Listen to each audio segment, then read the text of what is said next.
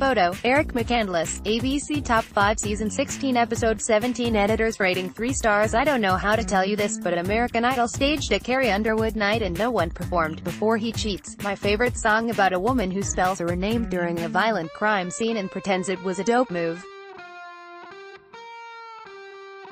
Do you think your friends at the police station leaned in, clinked their rings on the jail bars, and said, "That was foolish, Carrie"?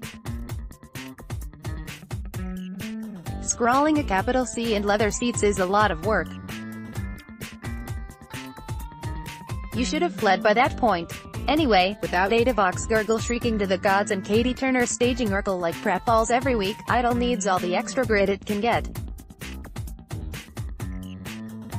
A pretty little souped-up four-wheel drive would have been ideal.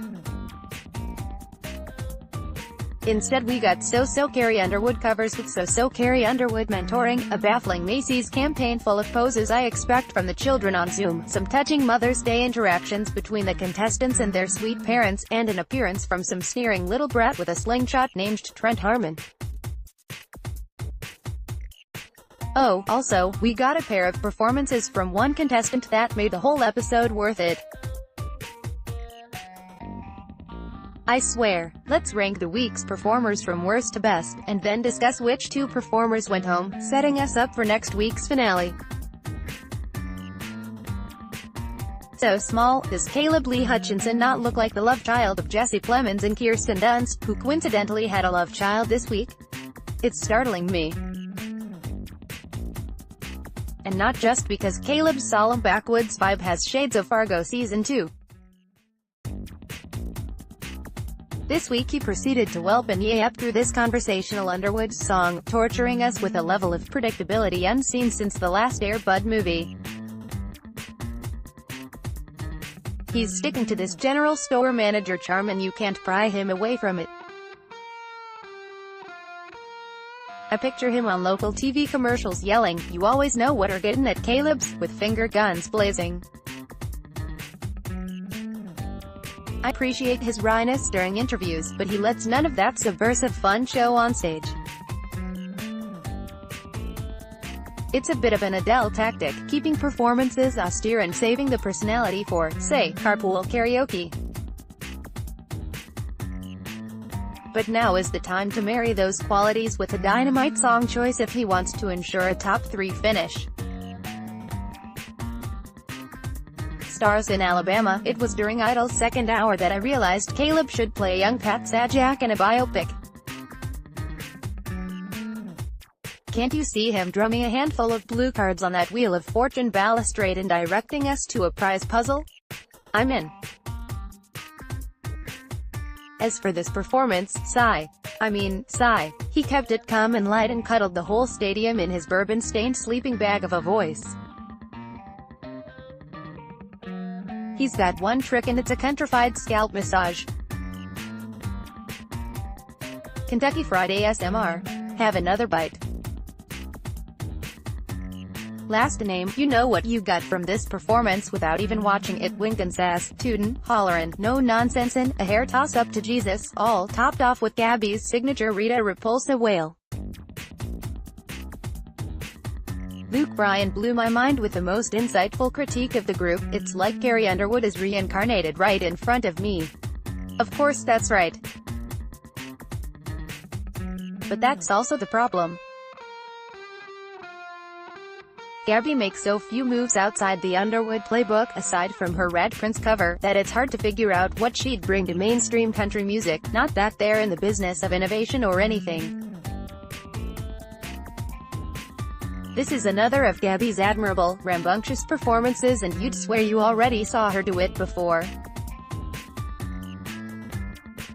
It blows my mind that people with outrageous vocal talent would want to be as conventional as humanly possible, but there is a serious market for young but same ol'. I Have Nothing. I remember loving I Have Nothing. It was when Whitney Houston handled it. But over the course of 16 years of American Idol, choosing I Have Nothing has become less a tribute to Whitney's greatness and more a shortcut to credibility, a way to brand yourself a frontrunner based on sheer mechanical output. Even though Gabby bellowed this anthem with all the tuneful hysteria you want, she couldn't make her performance novel. It's an uninspired song choice treated with good vocals and nothing more. There was no introspection, no fight, no lightning in her performance. This was competence masquerading as a moment, and the judges fell for it. It upsets me how little pushback Gabby has received in this arena, because she probably could have been an intriguing, versatile contestant if our trio of perpetually odd barristers had ventured to challenge her. Undo It. First of all, props for picking Undo It and rousing the ghost of its songwriter Carrie Underwood, who roams the Idol studio at night whispering, "You're a package artist," from the walls. But this trivial take was forgettable, arguably Cade's least momentous performance of the season. Undo It is lacking in dynamics, and Cade's booming guitar crunch only underscored that. I appreciated last week when he tried to turn "Who Will Save Your Soul" into a Crash Test Dummies B-side, but with few exceptions Cade's been content to dish out familiar 2000s rocker vibes. How hasn't he performed "Are You Gonna Be My Girl" yet? Or "Diggin'" by Lenny Kravitz? Carrie Underwood and Katy Perry were both right to drag him for his statically loud performances, but even with a few delicate notes thrown in, Cade still feels like the frontman of a cover band called Restainder Who, Bastank. Simple Man. Well, damn it, I cried at Cade's letter to his mother. He cried, his mom cried, and I blubbered with self-pity at the Pixar-like execution of this emotional moment. Points, Simon Fuller. Here's an additional head fake. I thought Simple Man was Cade's best performance of the season. Finally, he took time to give us a stark vocal instead of a rock and ad campaign for the buckle. His delivery was adorable. It had charm and diction, some softness, some reflection. I don't exactly believe in his depths as a confessional artist, but his performance was mature and thoughtful. I muttered, "Wow, good for him," afterwards. Do "Never Going Back Again" by Fleetwood Mac next. Flat on the floor, I spend most weeks barking, "Give me a buoyance," at these contestants like a raspy cheerleading coach played by Eileen Brennan. Michael has never failed us in this department. Glistening eyes, IMAX-size smile, and with his adorable matching cerulean vest and pinstripe pants, he summoned a knowing grin from Miranda Priestley herself. You can't deny his sauciness and charisma. You can maybe deny the power of Flat on the Floor, which is as medium rollicking as anything else in the Carrie Underwood discography, but he still chirped and bopped it with grace and enough audience handshakes to shame Jay Leno. Bonus points for staying on top of those lyrics, which went on and on and on. Michael's buoyancy remains fabulous, and from where I'm sitting, he's giving us TTTB, typical top 3 behavior. Still I rise, oh, Yolanda Adams. You know Michael J. Woodard is approaching this song like a sharpshooter, clipping every note with soulful precision, and taking a giant vaudeville bow at the end. Unlike the other contestants, even Maddie, Michael is a master at maintaining a sense of whimsy even in his most serious performances. So many balladeers on Idol think they have to give a star-is-born type performances full of humorless bluster to win votes. What they really need is commitment, a sense of fun, and an ideal song choice.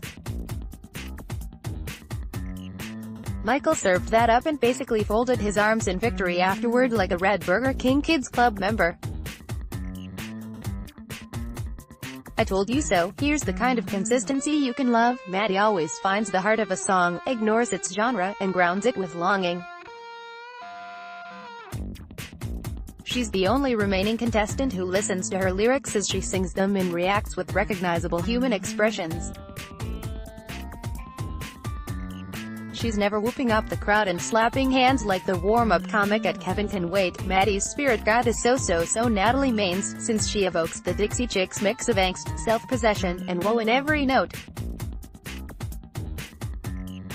If she covered "Not Ready to Make Nice," Lionel Richie would throw his Grammys into the garbage disposal and cry. "I Told You So" is the type of sad belter Maddie nails. Did I mention she's the only remaining contestant whose repertoire is stylistically unified without being repetitive?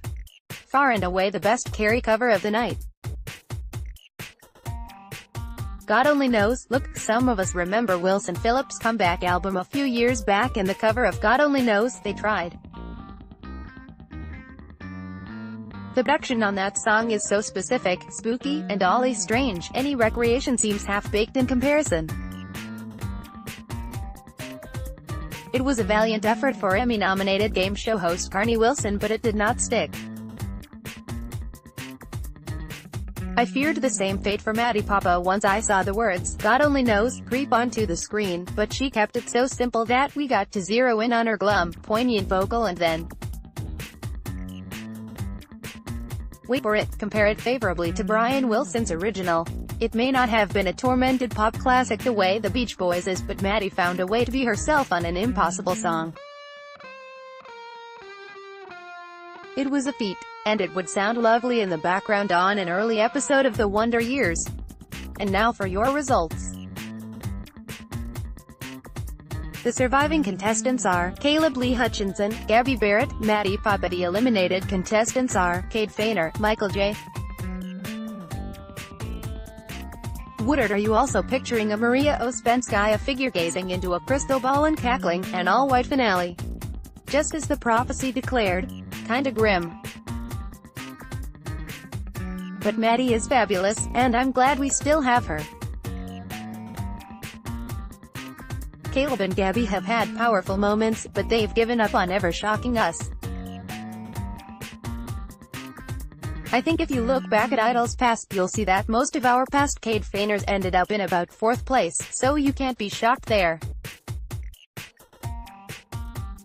It's Michael J. Woodard's exit that stings the most.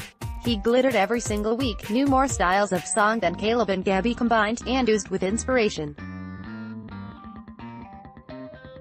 Just like in Season 10, we'll be clinging to the rad, seasoned singer-songwriter, Maddie Papa, Haley Reinhart, and mustering a crooked smile for the final performances of her two twangy competitors, Caleb and Gabby, Scotty McCreery and Lauren Delana. God only knows what Maddie must do to win, but she's made me reconsider my hatred of the ukulele this season, so anything is possible. American Idol recap: The Twang Dynasty.